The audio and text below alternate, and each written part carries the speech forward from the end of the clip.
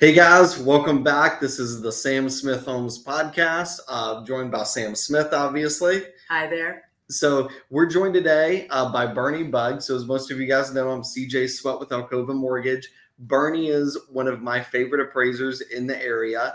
And so we thought there's a lot of concerns about the values of homes, the market, and really how do appraisals impact both the value of your home and also how does it impact the value to a lender? What does it mean to both of us? So we thought we'd bring Bernie on to address some of those questions and clear some things up for us. So thanks, Bernie. Pleasure to be here. Thanks for having me. Welcome. So let's talk about how tired you are from last year. Well, last year, I would say the last year and a half, appraisers have been very busy. A lot of transactions took place. It was very frenzied, to say the least. But we enjoyed it. Hey, that's what we do. That's right. That's right. So how do you see things? I know it's only been 2 months into the year, but do you see things differently than what you saw last year in these current first couple months? We do. Of course, the evolving Treasury policy has slowed things down a little bit with some interest rate maneuvers that they've been making. And we noticed that towards I'd say after Thanksgiving, maybe of last year. And then through January and February, it's continued to have some influence on the marketplace. Having said that, after Thanksgiving, our business usually does slow down a little bit. Over the holidays, it slows down a little bit.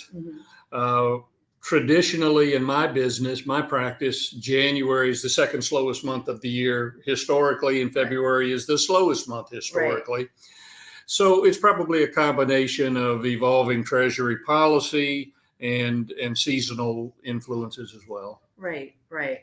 So a lot of people are confused as to how an appraiser finds value. And we're talking value in a purchase. And of course, the appraiser works for the bank and is protecting the bank's investment. So can you explain that a little bit more to make it a little clearer to buyers and sellers, what you do and how you do it? Well, appraisers are typically engaged by a lender. So the lender is our client, and that's what we put on the report. The lender is the client. The appraiser actually operates under a policy of non-advocacy. So we're really not working for anyone or in anyone's interest. Right. The appraiser is really an island that is really the only person in any transaction that doesn't have a dog in the fight. Right. So everybody is advocating for something. The buyer's agent wants to get the best price. Seller's agent wants to get the best price. The lender wants to make the loan. The appraiser is bound by non-advocacy. We take an oath of non-advocacy. We're like the referee in the ball game. Right, right. So we're not the cheerleaders, the team, the coach, the fans. We're the referee. You got the striped shirt on with the whistle. Right, exactly right. And so when we're looking at value, typically we are providing the value to the lender because the lender is going to use that in their collateral risk assessment.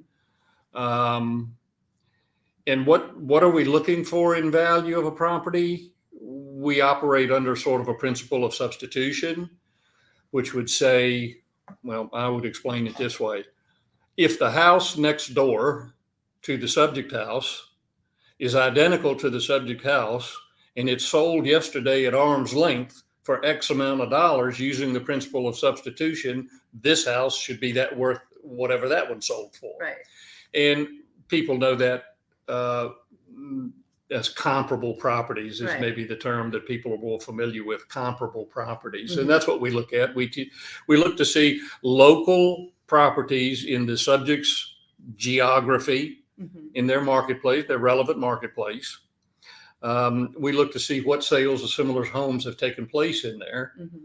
And then we can make some adjustments for nuances and come up with a value for the property, a market value. Used to in the old days call it fair market value. They don't do that anymore. It's just market value. Yeah, I can't use a word like fair. No, it's just called market value Right, anymore. They don't say fair market value. Right. So that's the way we do it. And essentially, you can gather from that it is an entirely data-driven process. So let me ask you this. If you, with the lack of inventory, you're in a neighborhood where nothing has sold for 2 years. So now you've got a house that it has sold. You have no comps in that neighborhood. How far out do you go? And how far back do you go in time? Well, first, let me say that typically before accepting an assignment, appraiser would somewhat vet that assignment to see what they're getting themselves into. And if there were no sales in that neighborhood for 2 years, I would probably be on vacation that week. At least you're honest about it. Yeah. It is a scenario that we do not run into very often because there are always some transactions around, but there are circumstances, and even particularly when you look at rural appraisals. I mean, rural appraisals can really be tough because you're talking about a lot of distance away from the subject property. You take a property in Louisa County. So in that instance, the appraiser would probably want to state right up front in that report that the entirety of the county is the ideally relevant real estate market. Namely that somebody buying in Louisa in location A would still find appeal way over here in location B because they're looking for what Louisa offers, sparse population, low housing density, acreage, ability to raise crops and do equestrian related activities. There's no real guideline in our guideline book, our standards book, which is called USPAP, the Uniform Standards of Professional Appraisal Practice. There's no real guideline in there that tells an appraiser, hey, you can only go X amount of miles away. I've done appraisals where the comparable properties used. I did a property several years ago in Dinwiddie County. It was a historic home built in the 1700s, a very specific property. One of those properties that had a name, you remember, like it had gone through Terra. And to find properties, there's obviously nothing around Dinwiddie near to the Petersburg border that's anywhere remotely similar to that type of a property. This was a Washington, D.C. buyer coming down and wanted that specific kind of property.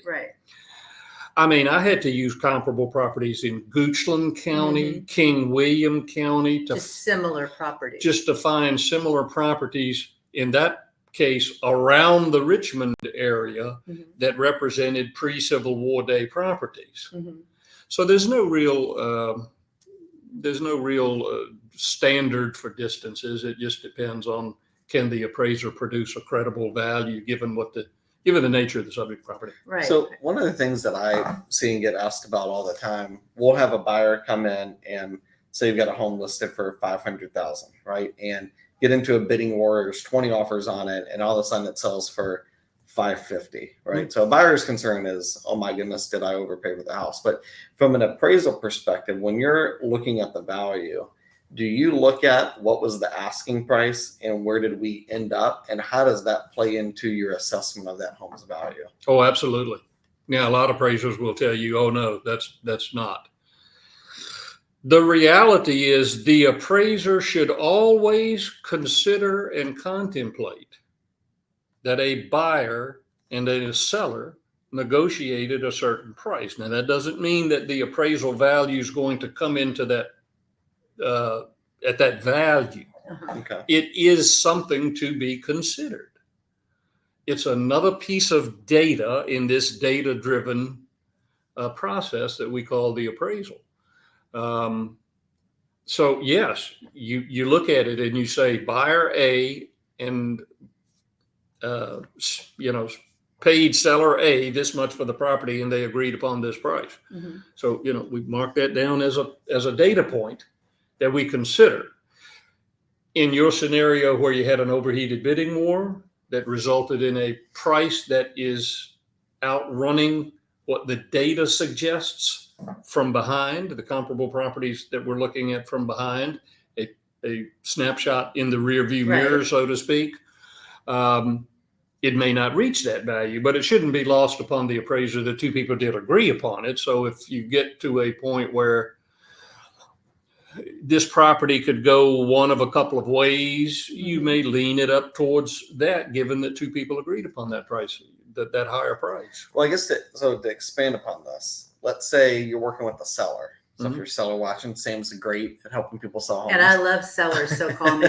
Yes. There you So go. let's say you're working with the seller, you look at all the comps and you say, okay, I think the actual value of this home is $525. I think that's about what it should sell for. But you tell that seller, but hey, I think we need to try and get more traction in this home. So let's ask $499 with the expectation that we're going to get $525. So in their case, their asking price, they came to that from almost like a marketing standpoint of we're going to get more people in the door, pun intended, if we list at this price, right? But then they settle on that $525 or $550, whatever they actually looked at the comps and decided this is what the value of the home is. But how much is that asking price, that starting point, which was maybe even more of a marketing ploy than anything Being else? a little bit low. Right. How much does that play into it? It's another data point that appraisers look at. Okay. What was the price that the seller originally thought they wanted to put the property on the market for, and hope somebody would bring them that much money? Again, you're getting into aspects of advocacy. So the strategies that are being employed by the seller and the seller's agent, and then strategies that are being employed by the buyer and the buyer's agent, and countering strategies and so on and so forth, eventually end up at some sort of a price. But we do look at what was the expectation of the buyer to start with. We do look at what was the final agreed price between a buyer and a seller at arm's length. And those are two data points. But that's why so many of those properties, as a listing agent, you look at these contracts that are overbid, and the first thing you do is turn to the appraisal on the contract to see if it was contingent or non-contingent. And so many of them were non-contingent on the appraisal, and the buyer's agent told the buyer, we're going to go in at this, but you got to go non-contingent on the appraisal, because if it doesn't appraise, who's going to come up with the money? You are, because this was your offer. So let's expand upon this, because this is another great point too. So let's say this scenario, 123 Main Street. We start at 500, we end at 550, but it only appraises for 525. So the buyer had to, they overpaid by 25 grand technically, right?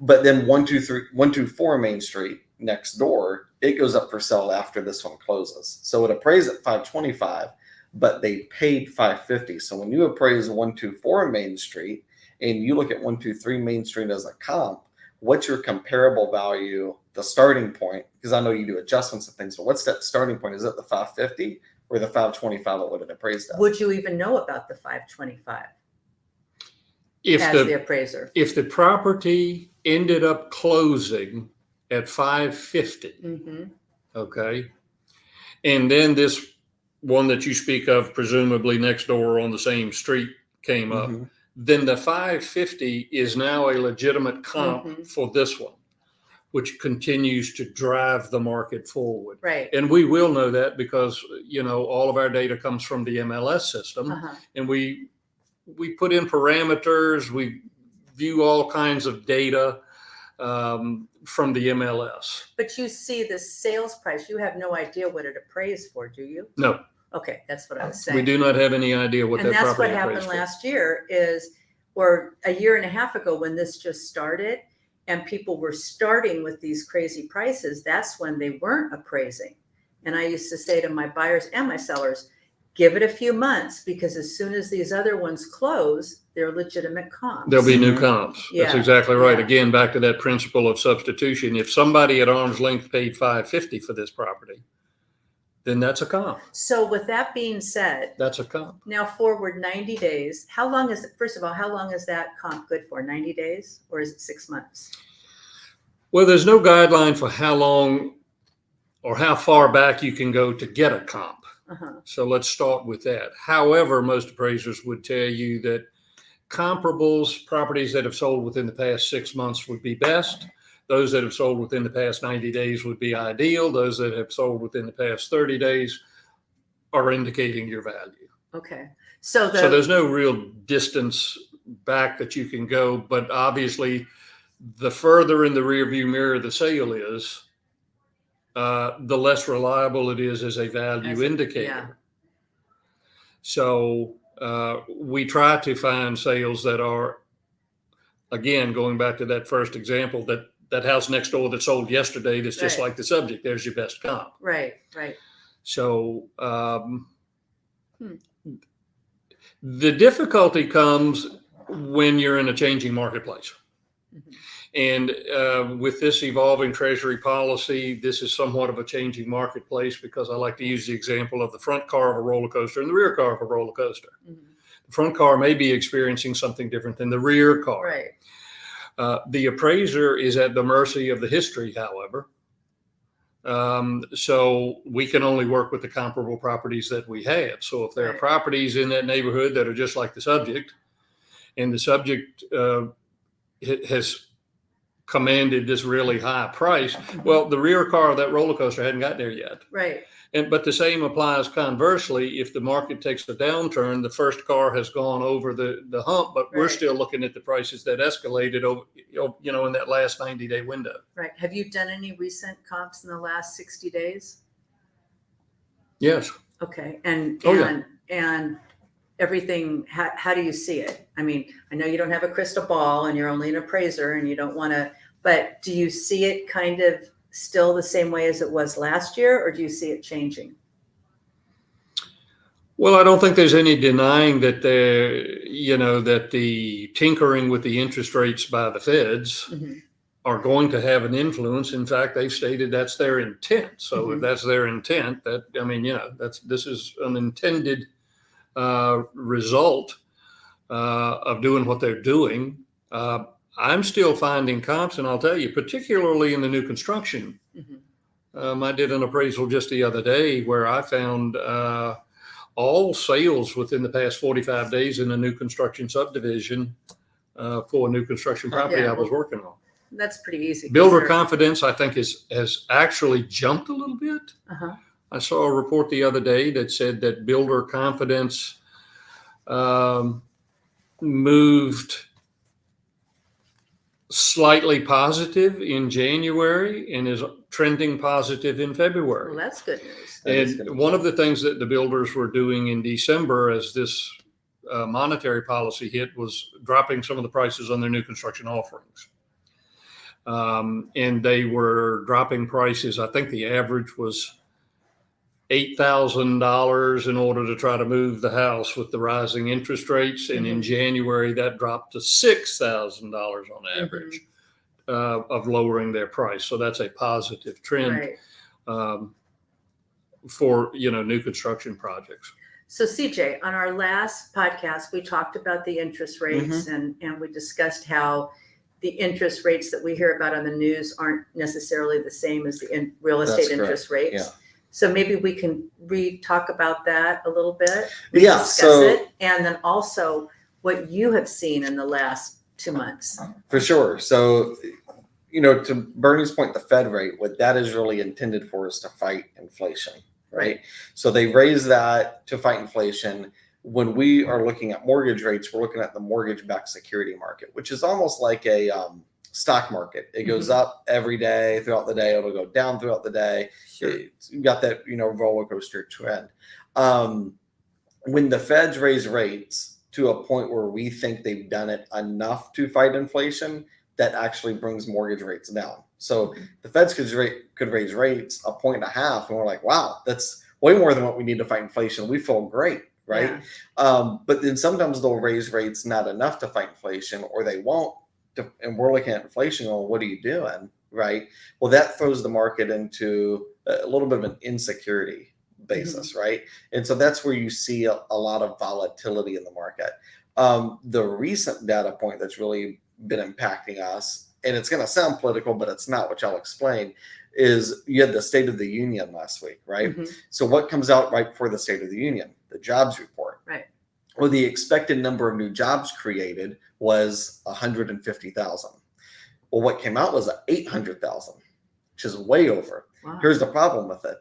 700 of those 800,000 were part-time jobs. So if you actually dig into the nitty-gritty, Right. what they were doing was inflating the numbers for the State of the Union. Now, it's not political because both parties play these games, right? They do this every year right before the State of the Union, right? But if the actual jobs report number was beneath what we were hoping to get, that impacted rates greatly, because not only do we have not necessarily a falsified report, but a complicated report, plus we're beneath our expectations. So literally from the Friday before the State of the Union to the Wednesday after the State of the Union, rates went up almost a full point. Wow. It was that drastic, okay? But I think you also have to look at how sustainable is a short increase. We're not getting a jobs report like that every week. And our trend has been that rates have been coming down, right? So we were actually on a really good track up until that State of the Union, okay? The reason you want to work with a experienced mortgage banker is because we actually looked at this. We knew this was coming. So my people, we locked in right before the State of the Union, knowing there was going to be an increase. That's the guy you want on your side. This was a little bit more than maybe what we anticipated, but it was, it's pretty rough. I think they're going to come right back down, though, because this was more of like a one-time event. What we're really paying attention to is the May 10th CPI report. That stands for Consumer Price Index. That is expected to mirror the report we got on November 10th. So when we get the one on May 10th, we're expecting rates to come down. On November 10th, we had one of the single biggest decreases in rates we've had in history. So the May 10th report is expected to mirror that. So we're expecting rates are going to come down in May. So what do you think? I know you don't. This is a guess, guys. It's a guess. What do you think? As far as where do I think they'll be? Yeah. I have no idea. God, I couldn't even get him to guess. No, I mean, Fannie Mae's projecting rates are going to be in the 4s by spring, summer. I still think that's where we're headed. Like, From honestly, your mouth to God's ears. Yeah, that's where I think we're headed. Okay, now, do we get there by spring? Does it happen in the summer? I think predicting the market is short term, because you could have any number of news events that we're not forecasting today, right? That could happen next week that maybe have an impact on the market, right? What I would tell you, though, is this. May 10th feel very justified that at that point, we're going to see rates come down. When that happens, what always happens in our market is rates come down, and then people start talking about it on Facebook and Instagram and all that stuff. And then what do we get? An influx of new buyers. Right. So I think the people that are waiting on the rates to come down are going to end up burned, because there's going to be just so much competition again. Right. What I think the name of the game is don't get into timing the market. It's not about timing the market. It's about time in the market. Right. So as an appraiser, one of the things I'm sure you see is a consistent level of appreciation in real estate over a long period of time. Oh, sure. Real estate is always going to this market short term, next month, 6 months, 12 months, I think is a very tough game to play. Predicting it long term, what is my home's value going to be in 5 years? It's probably going to average 5% per year. Now, how do we get to that 5% per year? Your guess is as good as mine, but that 5-year average is something we have a strong history, right, over the past 100 years. So that's really where I think people need to gear their minds towards. And it comes back to that: you marry the purchase price, right? But you date the interest rate. Right. Because you can refinance, and a lot of the lenders are giving some kind of a, what would you call it?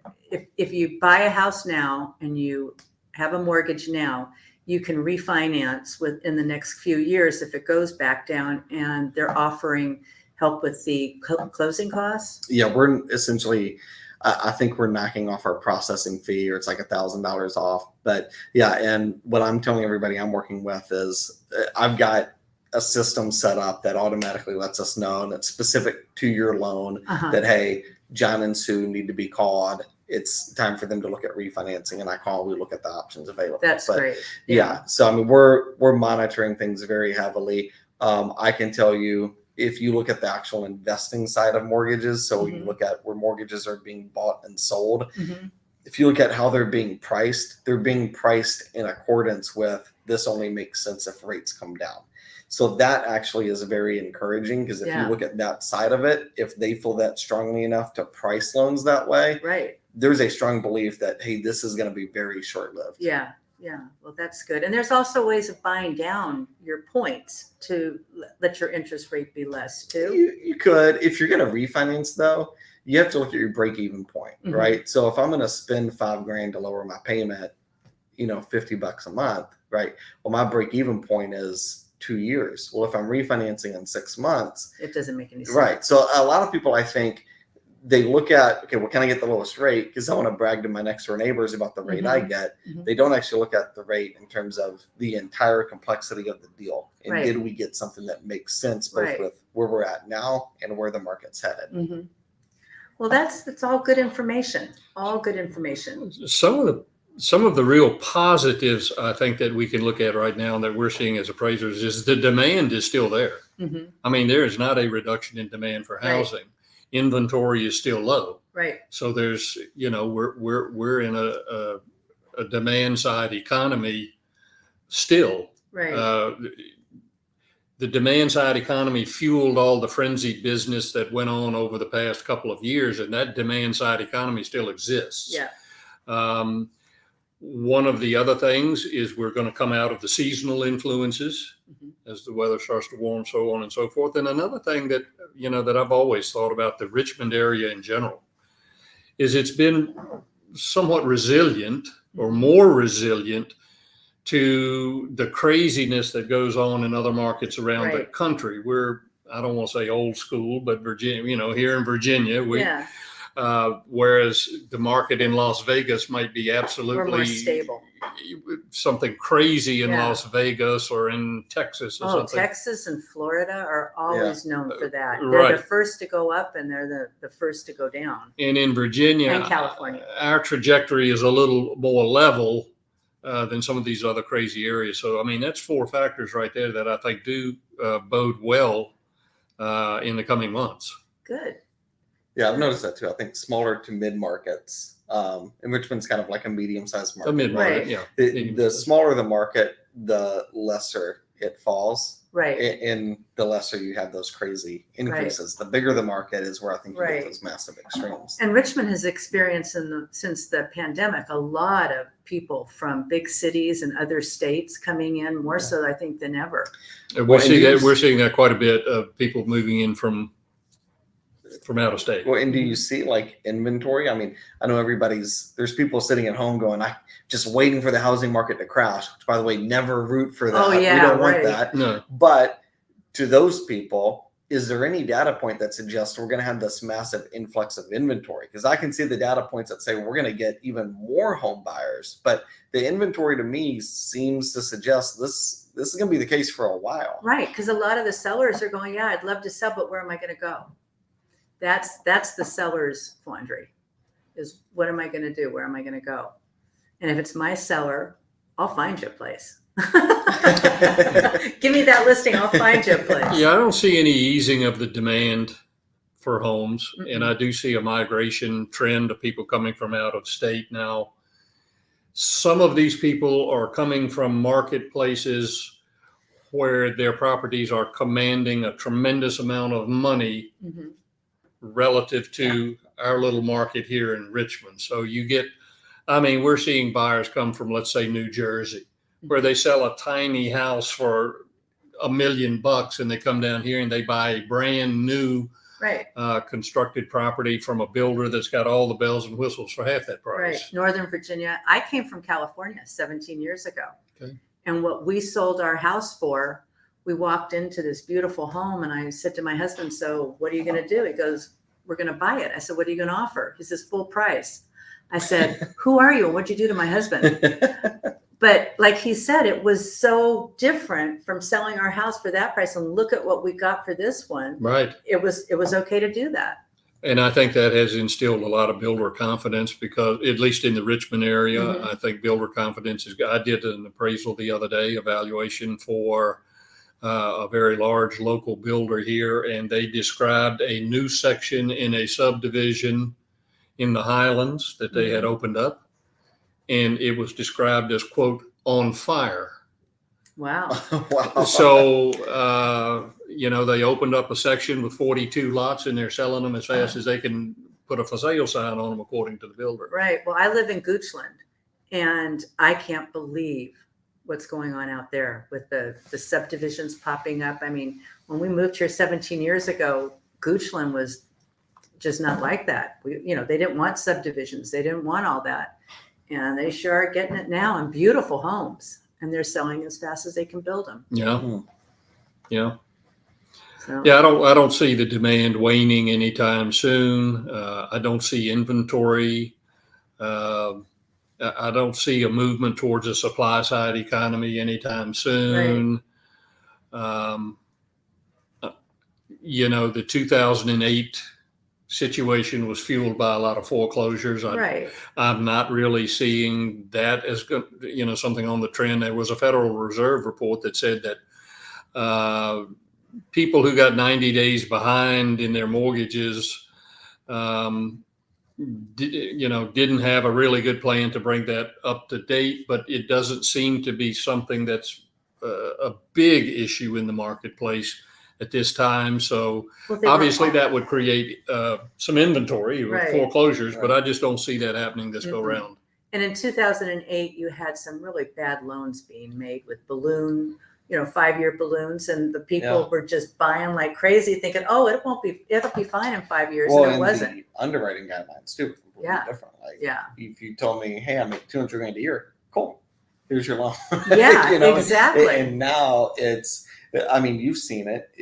We do everything we can almost, and this is going to sound bad, but it's almost like we look at the loan like, how can we turn this down? Okay, we can't. Here you go. Yeah. Versus looking at it like, is there any way to make this thing work? Yeah. It's the underwriting, I think, mindset has definitely seen a shift since then. Oh, yeah. So every home that you're seeing sold that's got a mortgage that's contingent on it, listen, that buyer, it's a fully vetted buyer. Right. The lender's got to have done their homework, or else Fannie Mae, Freddie Mac couldn't have backed the loan. Yeah, right. That's a great point, CJ, because when you look at 2008 and the bad loans that were made, one of the factors that influenced that, and in fact Congress said as much, was that there were no mechanisms in place to allow the appraiser to be that referee.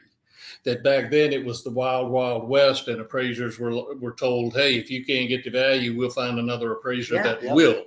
Congress, and that was lenders putting it putting it nicely. And so there was a lot of influencing and coercion to the appraisers, and many appraisers succumbed to that because they had put food on the table. Right. Many things were put in place to stop that now. Mm-hmm. That has not been the case now for quite a while. Appraisers are truly independent. You can't request an appraiser. Like you used to be able to say, I want so-and-so to appraise this. And now you can't do that. So what we have is we have a panel of 5 appraisers, which I have fully vetted. So I get some say in who goes on that panel, right?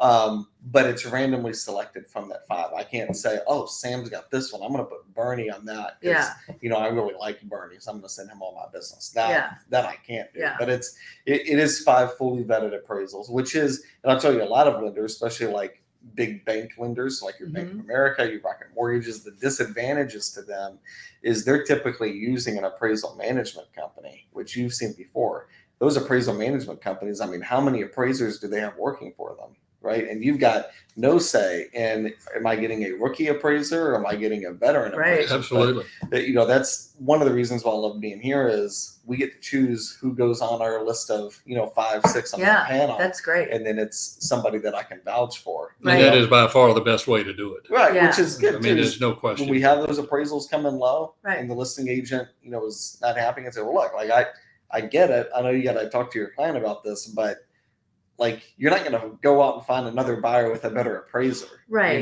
Like this, he did his homework on it, which is always comforting to know. So let me ask you this: when you call the agent and you usually call the listing agent to make the appointment to go out for the appraisal, correct? Correct.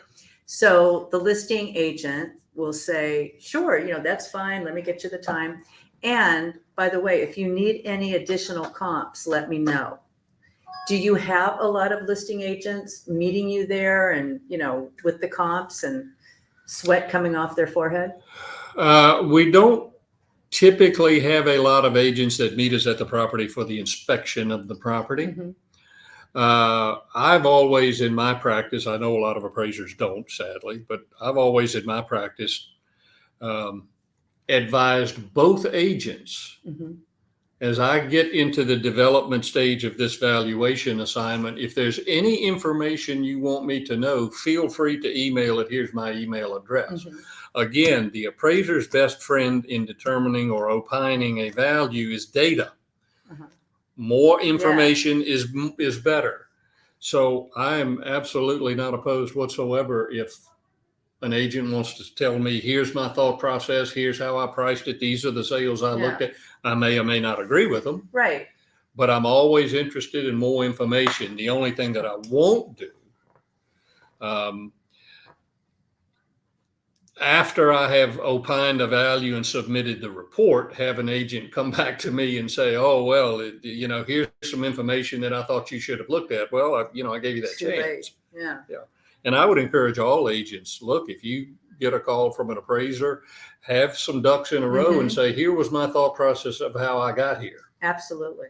And the appraiser could take that into account, also realizing that you're in a position of advocacy Right. for your client, but nonetheless, and But you'd be data's data. surprised how many times I get good stuff from agents that, okay, that makes sense. I understand that reasoning. That's credible. Yeah. That's Sure. good. That's good to know. CJ, are there some special programs out there for first-time buyers? I've been told that some of the programs are different than, let's say, a buyer that has bought and sold several times. Yeah, of course there are. So there's it really just depends on what's the objective of the buyer and what's the need of the buyer, right? If the need is, well, hey, I'd love to buy a house, I have good income, but I don't have any money for a down payment. Well, there's grant programs we can look at. If the need is, well, hey, I've got money for a down payment, but I'm struggling with the monthly payment right now. Well, there's actually, depending on where your income level is, there's actually programs where we can get you a much better rate. There's even a program where we can get a grant to buy down the rate up to a certain point. So there's a lot of first-time homebuyer programs, but I'll tell you, Sam, what I think is always the best is when you do that pre-approval process. And there's a reason why people's thought process is this. When you go through that, most people think, okay, well, I'm just talking to the lender to see if I can get pre-approval. That's because I think most lenders, when they do that pre-approval, it's just kind of putting somebody into a box, right? Really, the purpose of that pre-approval is to help that client navigate what are your needs, right? And then piece together a loan program that is specifically catered to that client. There are first-time homebuyer programs that can be great, right? But just because somebody's a first-time homebuyer, it may not necessarily be the right program for them. So if somebody tells me I'm a first-time homebuyer, well, that's great. Let's figure out the rest of your file first. And then if a first-time homebuyer program works for you, we'll plug you into that, right? Maybe get you grant money, get you lower mortgage insurance or whatever they need, right? But oftentimes I see first-time homebuyers that are in a position where the first-time homebuyer program or loan is not actually going to be beneficial to them. So it just depends on the client, what the need is. I mean, there's all sorts of programs we can explore, though. Because I have had a couple people tell me, first-time buyers say that, oh, I can't get a grant. I make too much money. It happens. But again, it just depends. And like there's a grant program where it's got a certain income level, but then there's also a second loan program, which has a much higher income level. So most people, they kind of say, okay, well, I can't qualify for the grant. And then they stop, right? Well, maybe we can't get you free money, but maybe we can get you a second loan on top of the first that covers you to where you're financing 100% of the purchase price, right? Well, and that has a much higher income limit that we can look at. So again, it just comes back to what are the needs? Generally I'll say, if you've got enough income to where you're over the income limit of the grant program, you probably don't actually need the grant, right? Right, Like you should right. have been able to save money for this. Right. And if they're in that position, then either, okay, they've done a poor job managing their money, to be honest. So what we need to do, really, rather than put them in a home, is, all right, let's go over your budget and really help you plan accordingly. So Right. that way, not only do you have enough money for down payment, closing costs in the future, but once you get into that home, you're financially prepared and we're Right. not rushing you into something. Right. Does that make sense? Yeah, it does. Just depends totally on the client. Right. Okay. Well, I think with all of us here, me being a realtor, you being a lender, you being an appraiser, we got our fingers crossed and we're hoping for a really good season. Yeah, Absolutely. So that's Awesome. what we need to talk about this week. And our next podcast will come up with some other ideas. Well, thank you guys. Thank My you. pleasure. Everybody